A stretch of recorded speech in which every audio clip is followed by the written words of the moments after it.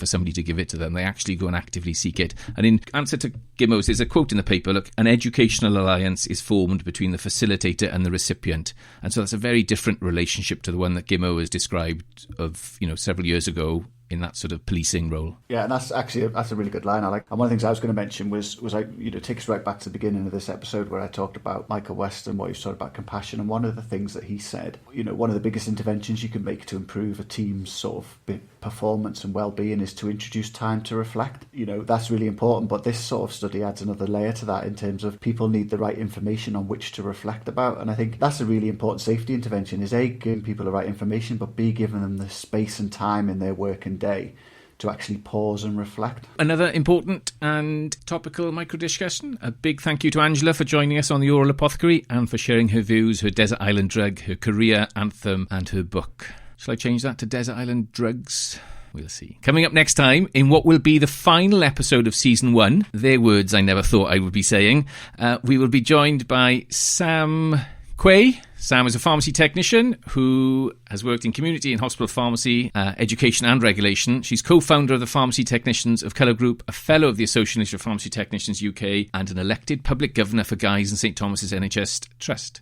Sam's day job is pharmacy business and performance manager at Bart's Health. We look forward to catching up with Sam next time on The Oral Apothecary. Gimmo now with our contact details and the final ingredient. Thanks again for everyone who's been engaging with us on social media. You can follow us on Twitter at Oral Apothecary or email us at oralapothecarypod@gmail.com. Jamie, I know you like a bit of running. Steve, I'm not sure if you do. Angela, do you run at all? Yes, I'd had a quick run earlier today, just up for it. So how many podcasts would it take to for you to run a half marathon? I have run a half marathon, probably 4 and a bit. So we've already mentioned that we're the pod of choice for cleaning your desk, but it looks like we're also the pod of choice for runners. Rob Davis, who's already had a shout out, so I'm not going to mention him again, listens to us while he's running, but I'd like to mention Richard Cottrell, who said he's listening to 3 episodes back to back while running a half marathon. Given that we're only just over half an hour episode, that makes for a pretty impressive time. So well done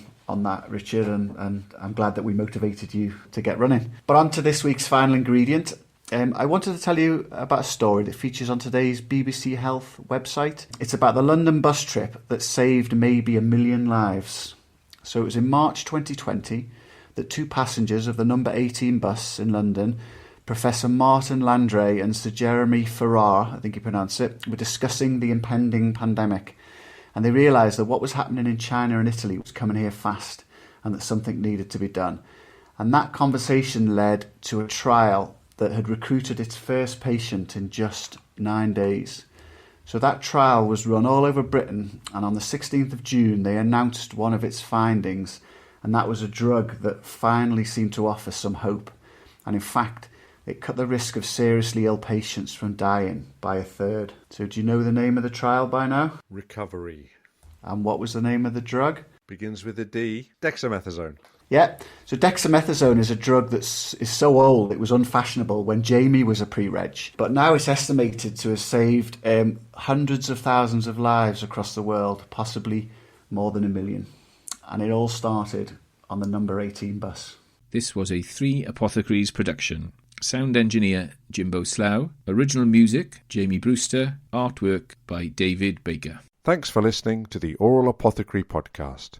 Do not listen more than 8 times in 24 hours.